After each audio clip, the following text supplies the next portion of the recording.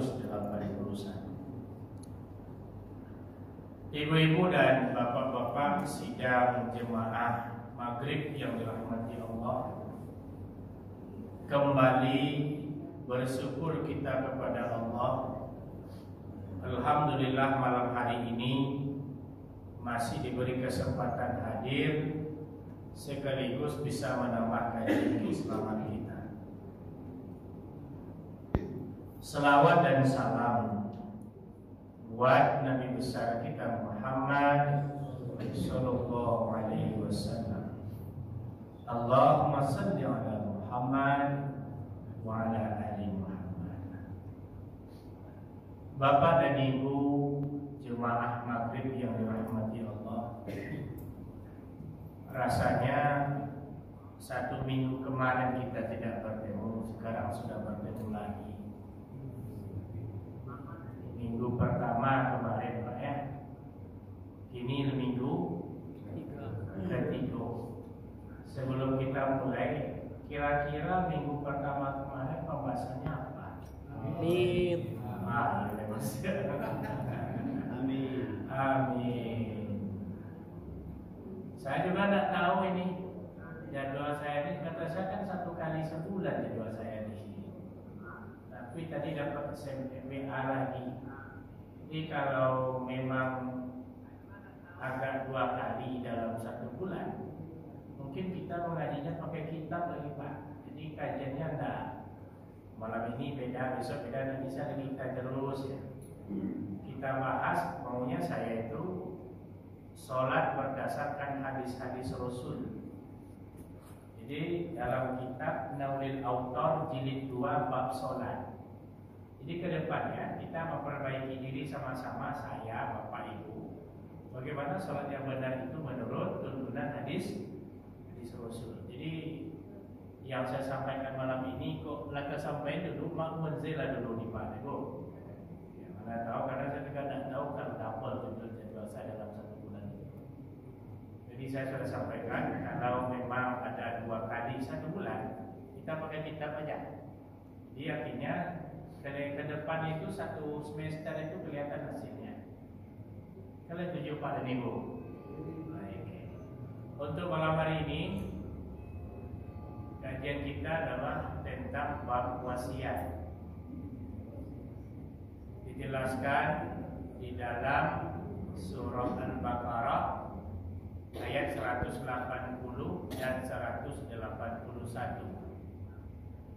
yang berbunyi kutiba alaikum, telah diwajibkan atasmu.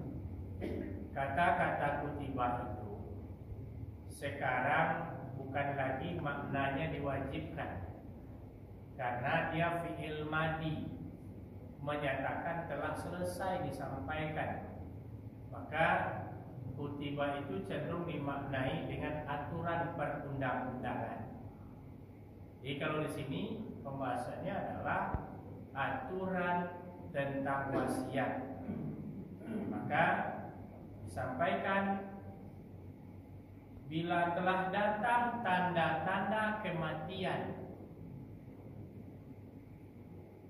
kepada salah seorang kamu, maka jika dia meninggalkan harta yang banyak, berwasiatlah. Sebelum sampai ke sana, kita lihat dulu nomor 1, syarat berwasiat tadi disampaikan bila telah datang, telah hadir tanda-tanda kematian kepada salah seorang di antaramu. Kira-kira apa-apa ibu-ibu alah tiba kau tanda-tanda kematian kawan. Alah ya, capek banang itu lah, manusia boleh lah. Yang pertama, ciri-ciri tanda kematian tu matulah kabua. Alah kabua lon.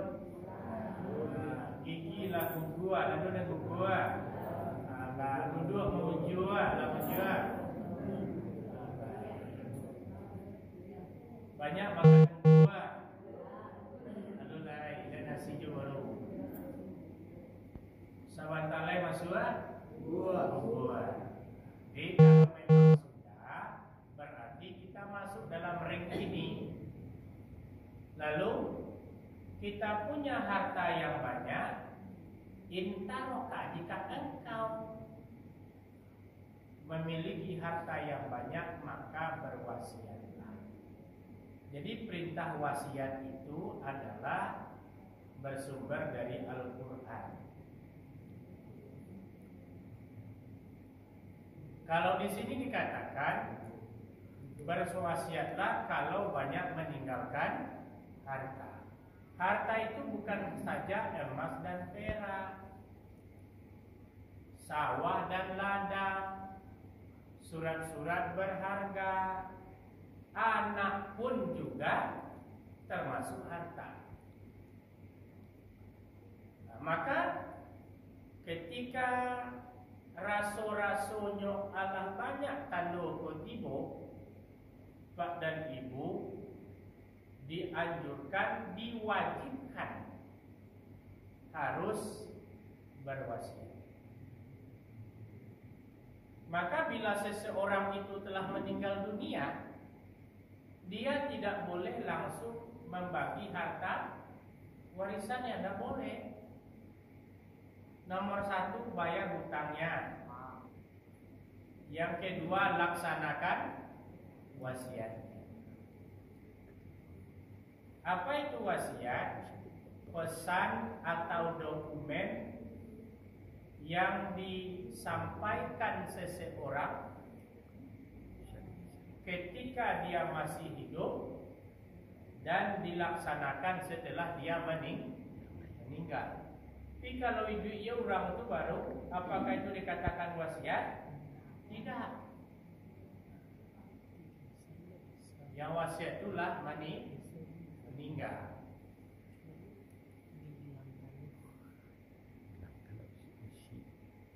Jadi ibu bapak sekalian, kita di dalam hidup ini haruslah memikir ke depan. Jangan sampai lah meninggal anak bercakap. Di sini ada pembedaan. Yang akan bapak ibu wasiatkan itu adalah harta pusaka rendah. Cari, balik, apa jo, mande. Kalau harta nenek moyang, tidak bisa itu, karena dia tidak pemilik utuh. Maka di antara rukun wasiat itu adalah harta itu menjadi milik penuh si pewasiat. Lihat, di ku dulu teraga berwasiat kue. Aku apa bentuknya nak kalamu redo ku suratnya lah siap Aduh kambiang tu mah dan 10 ikut di kandang di bawah tu, jadi palak kandang imam dia lah. Itu punya teang mah, anak boleh tu. Punya teang dia wasiat itu tak boleh.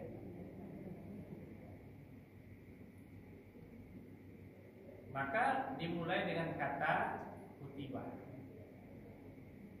Kepada siapa berwasiat itu? Di dalam ayat dikatakan yang pertama lil walidaini, kepada kedua orang tua.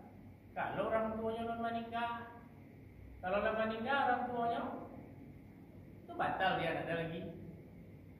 Lanjut ayat yang kedua, wal aqrabina, kepada orang-orang yang akrab dengannya.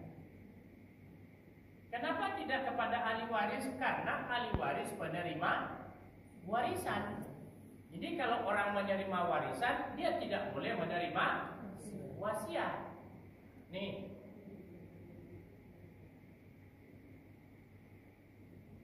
bagaimana caranya? Bil ma'ruf, dengan cara yang baik. Jangan ada wasiat-wasiat nyeleneh.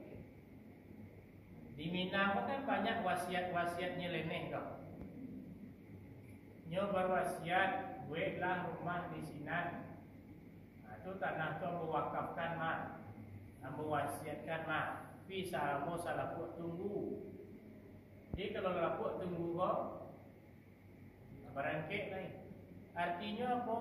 Nyo berwasiat pakailah tanah ko, buatlah rumah di siko, tapi salah buat tunggu. Salah buat tunggu, salah buat pak ko babini ke Sinan, nyo tinggal jo bini nyo Sinan, salah mo nyo itu kalau dah mati ya. Balik. Nih, kalau begitu modelnya tak usah dibilang wasiat, ya salam pinjam saja selesai itu.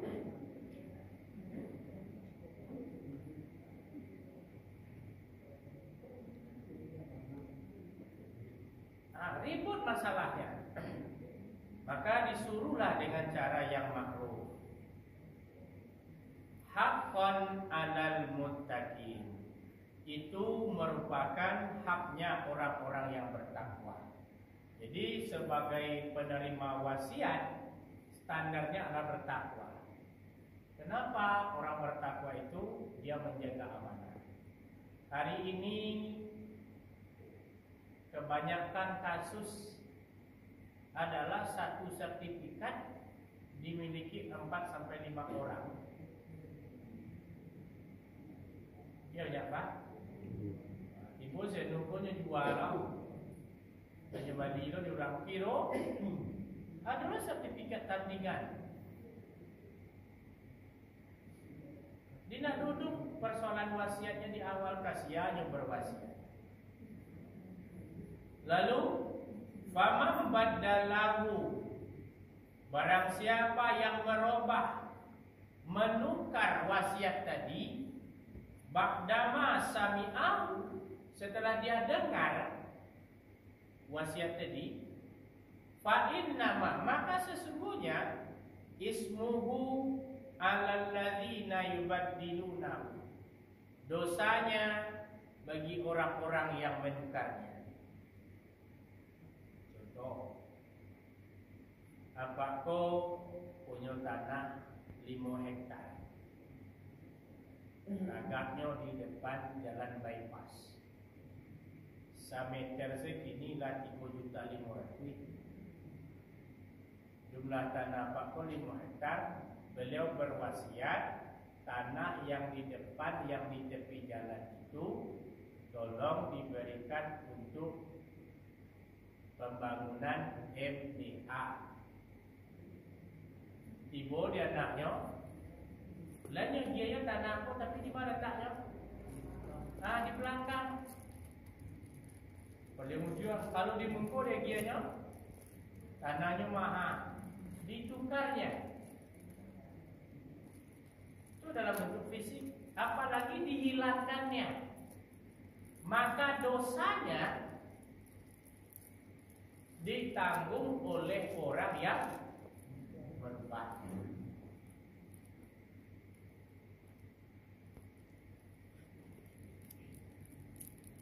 Innallaha sami'un alim. Sesungguhnya Allah itu Maha mendengar lagi Maha mengetahui. Ibu-ibu dan bapak, di dalam proses wasiat itu ada aturan main. Pertama, aturan mainnya adalah harus dilaksanakan ketika si pewasiat telah meninggal dunia. Itu maksudnya. Meninggal orangnya dulu. Kalau dia masih hidup tidak wasiat namanya. Meninggal. Yang kedua, wasiat itu setelah dilunasi hutangnya. Ternyata hutangnya banyak. Tanah yang dia tinggalkan, rumah yang ditinggalkan habis terjual untuk membayar hutangnya. Apakah masih perlu juga wasiat ditunaikan? Tidak lagi. Yang ketiga, wasiat itu tidak boleh lebih dari 1/3. Jadi kalau nyo 3 hektar, 1/3 dari 3 hektar berapa? 1 hektar boleh kan? Ini ulang pun nak beranak dong, pewarisnya nak dorong. Lalu nyo wakafkan seluruhnya dengan surat wasiatnya, boleh tak?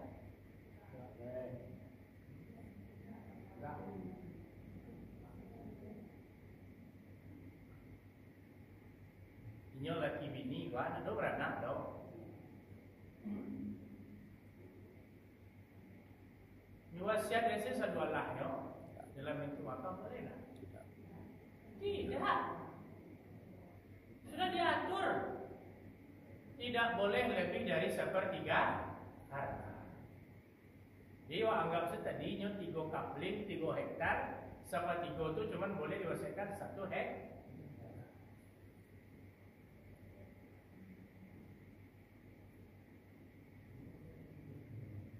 Protes du sanak wa, ba kira-kira nyola meninggal mah anak dak do. Bini lah dulu meninggal berdoa. Muncul ahli waris jadi-jadian. Yang jauh lah dake, yang dake marape.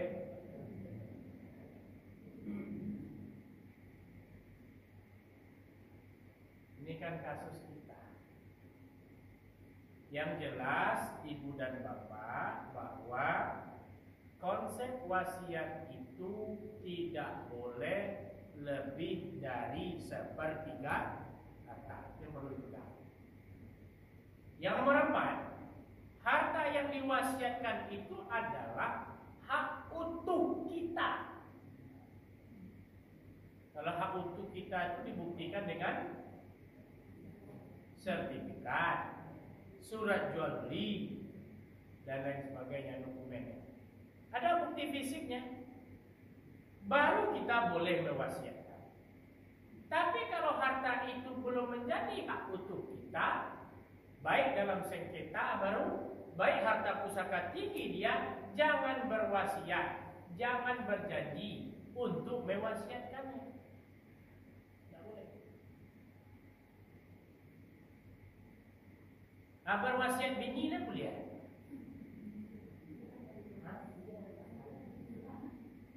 Dia boleh. Maksudnya, lah kalau mati yang mau bisua, ama menikah jauh pak tua. Boleh tak? Dan teman saya dia minta pendapat, boleh nggak Ustaz? Pak, suami saya ketika sakit-sakit dulu dia sudah berwasiat. Kok yang pendek mau apa besok mah nikah saya mah jauh kawan bapak si Badrun tuh.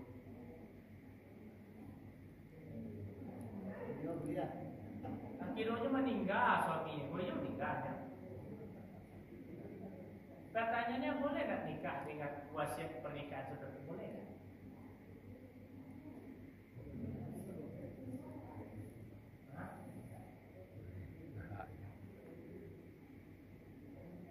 Ibu anak ambek dengan Bu Bella gua.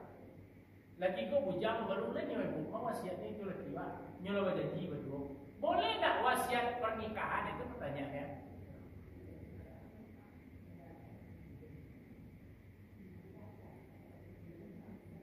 Kembali ke pasal 1. Ayat bicara tentang harta. Tidak berbicara tentang Piko iyo setuju lo ibu nikahnya. Le boleh? Iya. Aku tidak ini boleh aja.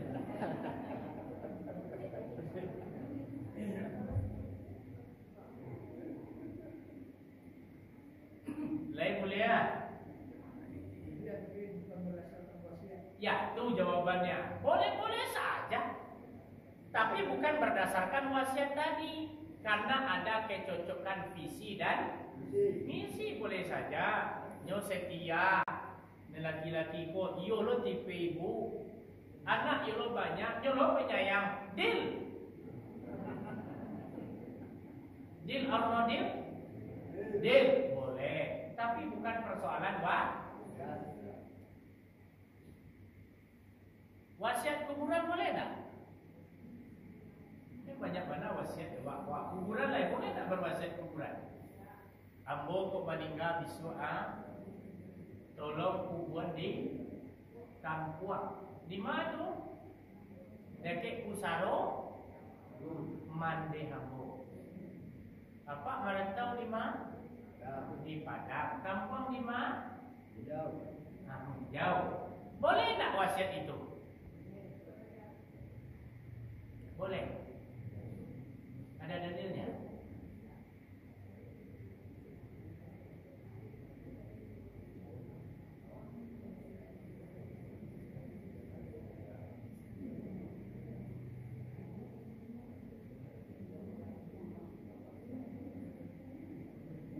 Ada lama di dalam padang. Nah, semua bisik. Jadi pertanyaannya boleh tak? Gitu. Kembali ke pasal 1. Kalau boleh dia boleh. Kembali ke ayat. Ada tak ayat yang bilang tadi masalah wasiat perkuburan? Tak ada. Jadi apa dan ibu? Jadi dulu cerita mati je lah elok-elok. Yo boleh kini kubur di orang, kau dia anjir saya di orang, maka aku dulu yang sambil nawa atau nah, dak nyinyi nyesti Allah saya dan nak mundur dia. Oh ini wasiat bapak saya dikuburkan di kampung halaman, oke. Bapaknya meninggal kapan? Tuh jam 5 sore. Dibawa ke kampung halamannya kapan? Besok pagi jam berapa? 10, nyampe di kampungnya jam berapa? Lah sore puluh. Mengapa itu namanya? Apakah beda malaikat mungkar nakir di sana dengan di sini? Nah,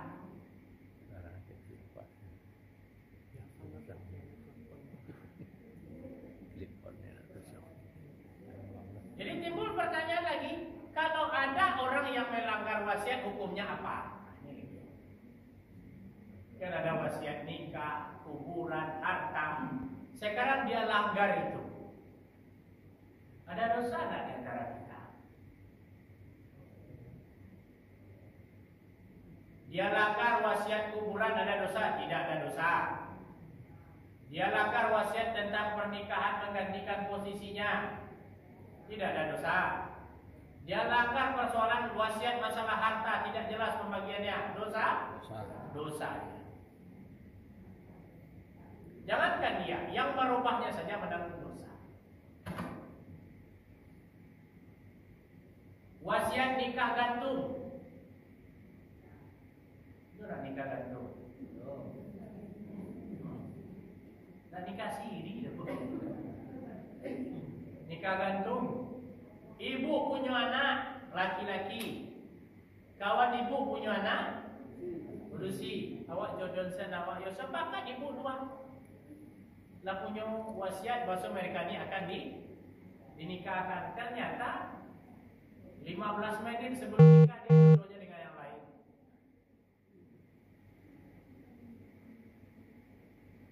Dan dilaksanakan, dosa kan dia? Yang dibilang ayat tadi adalah persoalan harta. Bapak masalah harta itu, karena pertanyaan tentang harta itu banyak. Dari mana didapatkan? Bagaimana cara mempergunakan? Berapa yang diinfak, disodakokan, banyak pertanyaan. Banyak orang yang masuk surga dengan hartanya. Banyak pula orang yang neraka karena harta. Oleh sebab itu Bapak Ibu sekalian, maka di antara wasiat itu yang paling penting kita pegang adalah kita pemilik utuhnya. Ketika kita menjadi pemilik utuhnya, maka tidak ada problem lagi di sini. Tetapi ketika kita belum pemilik utuhnya, maka akan banyak kepentingan yang ada di dalam. Sedangkan lewat dan punya lari duit dua orang. Apalagi tidak kita ayat menjelaskan tentang wasiat itu. Lalu di negara ada nggak hukumnya? Ada. Hukum yang berkaitan dengan wasiat itu adalah KUHP, Kitab Undang-Undang Hukum Pidana. Di persoalan tanah, wasiat di negara kita masuk ke dalam KUHP. Nah, ini pada Ibu pembicaraan kita seputar bab wasiat. Pertama, wasiat itu merupakan sebuah kewajiban. Yang kedua, perintah wasiat itu ketika sudah datang tanda-tanda kematian. Yang ketiga, wasiat itu harus kepada kedua orang tua atau orang yang dekat dengan kita dengan cara yang baik. Yang keempat, yang diwasiatkan itu adalah milik kita. Yang kelima, jangan dirubah wasiat. Kalau dirubah wasiat, si perubahnya lah yang menanggung. Silakan kalau dia mau bertanya. Ya, Pak. Soal kuburan tadi. Jadi kuburan boleh. Seandainya di Padang ini kan susah jadi tempat pemakaman. Teman-teman ya. Seandainya dalam satu keluarga mereka menyepakati seandainya ada yang meninggal dibawa ke kampung, apakah itu berupa wasiat atau tidak? Orang ini sudah sepakat membeli pandang di kampung. Bukan membeli pandang di harta kampung, di tanah kampung. Artinya pandang keluarga lah ya. Sepakat di sana. Lalu bapak ini meninggal di Padang. Kampungnya bapak di mana aja lah. Yang pertama yang perlu bapak hitung dulu waktu. Kalau waktunya sudah terlampau panjang, itu akan mengurangi, akan memperlambat penguburan jenazah, maka tidak usah dilaksanakan. Kenapa? Ada hadis. Siapa yang memperlambat menguburkan jenazah itu, kita baca hadisnya.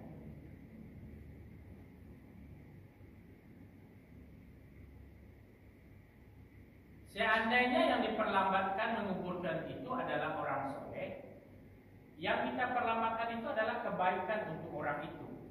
Seandainya yang diperlambatkan itu menguburkannya tidak orang soleh, bukan orang soleh kan Pak? Munafik, fasik, bercampur segala seperti kan begitu. Dalam hadis an Abi Hurairah Nabi SAW, asri'u bil janazah, segera selenggarakan jenazah. Fa intaku soleh, seandainya dia itu adalah yang soleh, lalu kau lama-lamakan fa khairi tuqaddimuha, engkau adalah memperlambatkan kebaikan untuknya. Wa intaku siwai, seandainya yang engkau perlambatkan itu adalah orang-orang yang tidak soleh, fa syarri tad'u lahu an riqabikum, maka tanggunglah olehmu dosanya di atas kita. Nih. Maka kalau banyak memakan waktu dan bisa berpuluh-puluh jam, solusi terbaik makamkan di tempat yang indah. Tapi kalau dia capeknya, silakan. Kalau dia tidak cepat, dia akan bertentangan dengan. Terus kesepakatan lagi itu berupa wasiat atau tidak? Apakah kesepakatan putusan rapat itu wasiat? Yang dalam wasiat itu cuma harta, tidak persoalan kuburan. Oke, lagi. Hah? Oh gitu, ada lagi. Ya, sebentar Pak. Ada lagi wasiat. Kalau beliau mati besok kapannya? Kain ihramnya. Ada nggak itu di dalam ayat kita baca tadi wasiat tentang kapan? Tidak, dia bicara persoalan harta. Kembali pasal 1. Oke Pak, silakan Pak. Menurut tadi dari Pak Ya. kata tadi kan wasiat. Kita kalau itu nggak wasiat, tapi kita misalnya contoh orang tua kita itu kan yang meninggal, kita di depan dia, tolong nanti aku di sana dikuburkan, kita udah mengijakan. Ya. itu kan dosa kalau kita lihat. Oh itu ya. Kata bapak tadi ketika ibunya sakratul maut, apa dia kan tak bisa lo berdebat jamaahnya depan. Zul jamaah. Kalau si Zul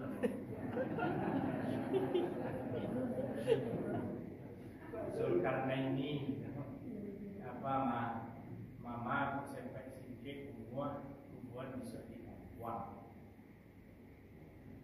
Kampung di mana Pasaman Timur. Wah jauh mama, nak bisa nak boleh waktu sakratul maut kan mungkin itu dilakukan.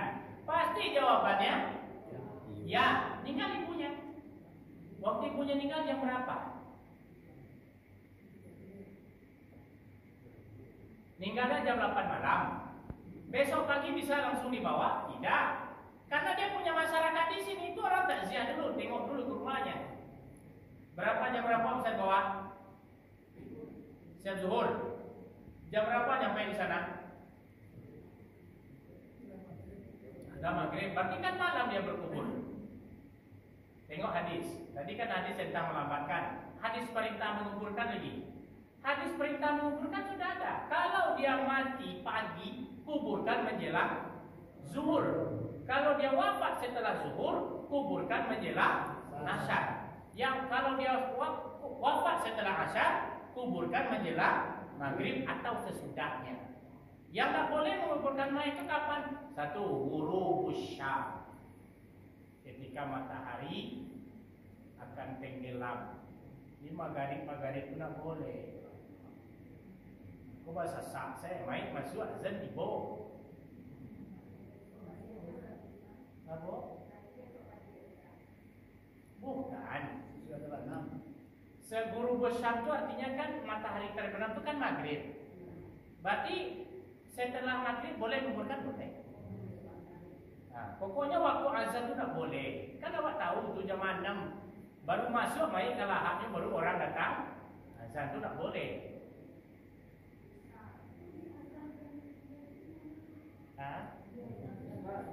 Tunggu sebentar. Ya. Itu kan kita janji itu kan kalau nggak dijatuhin dosa. Ya. Itu yang maksudnya ini kan yang ini kan kata Ustaz tadi kan ada hadisnya. Ya. Kalau kita kan ikutin hadis ini kan kita dosa juga. Ya. Mana jalan keluarnya? Itu maksudnya. Jalan keluarnya kembali ke pasal 1. Ya ini kan janji kita kan dosa. Ya, Bapak kan tadi kan tak mungkin mengatakan yang benar ke ibunya. Dalam kondisi sakratul maut, Bapak kan tak mungkin bilang begitu. Yang penting ibunya selamat dulu menjadi husnul khotimah. Bapak bimbing, jawabannya iya. Berdosakah Bapak seperti itu? Iya, dosanya tidak besar-besar. Ya itu. Bapak jangan dosa juga. Ya, maunya kan iya. Karena mungkin Bapak, mak, tak bisa begitu, mak. Kan jauh toh, mak. Karena bisa bilang begitu. Orang sudah begini-begini rohnya, ceritanya debat lagi kan tak mungkin. Ya saya gerakan saja. Maka tadi saya masih terputus. Jadi menguburkan orang ketika matahari terbenam, ghurubus syam tak boleh. Lalu kapan lagi tadlu'us syam? Ketika matahari itu sedang naik, maka jam 7 sampai matahari jam 9 itu tak boleh. Lewat itu baru boleh. Apalagi al-a'la ketika matahari sedang berada di puncaknya zuhur, jangan. Kau baru masuk, mai orang azan lain. Yang lebih arahnya ada bersikare kok Jumat. Apa salahnya sih disolatkan dulu berjamaah? Nih. Ya, apa yang aku tanyakan tadi? Orang azan dalam membuat.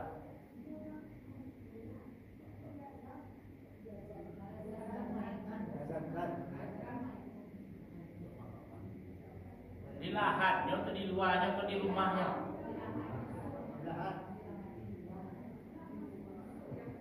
Kalau saya ibu tanya, punya dalil nggak mengazankan mayat dalam lahannya? Saya nggak punya dalil, nggak ketemu dalilnya. Itu.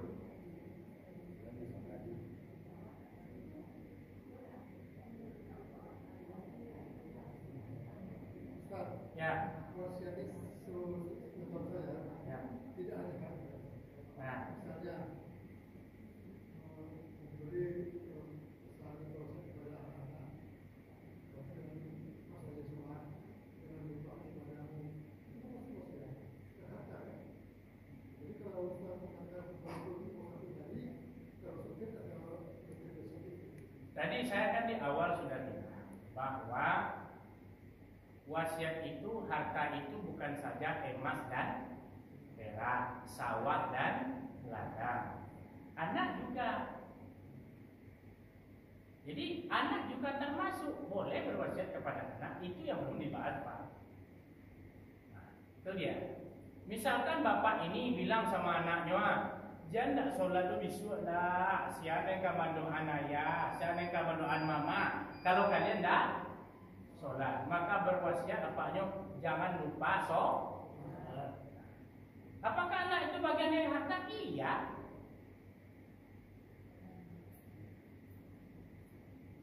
Oke, ada lagi?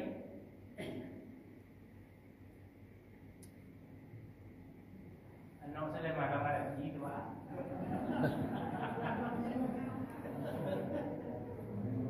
Ustaz, Ya Pak, silakan Pak. seorang pemilik masjid, Nah, dia berwasiat kepada sahabat-sahabatnya. nah. Jadi katanya kalau saya meninggal nanti, tolong teruskan masjid ini kelola dengan baik seperti yang saya kelola saat sekarang. Kalau tahu sudah berjalan waktu, dia meninggal.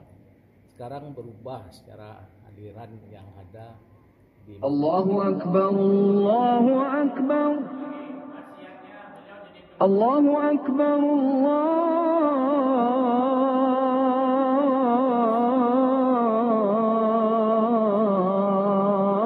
Allahu Akbar. Ashhadu an la ilaha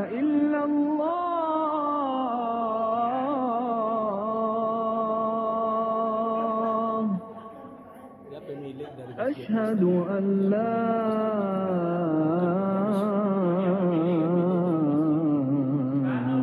إله إلا الله. dia berpesan begitu. أشهد أن محمدا رسول الله. Setelah dia wafat, maka أشهد أن محمدا رسول lalu الله. ketika ada orang yang ribut, oh si mendiang حي على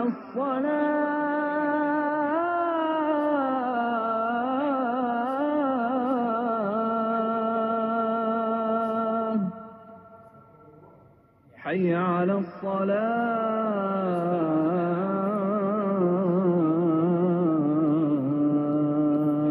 makanya kita الصلاة. harus kembali ke pasal satunya kuat. حي على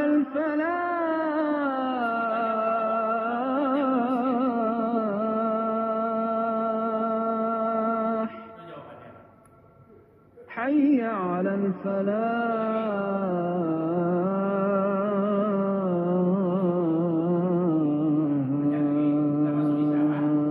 Ya, kita akhiri bahwa wasiat itu secara الله أكبر،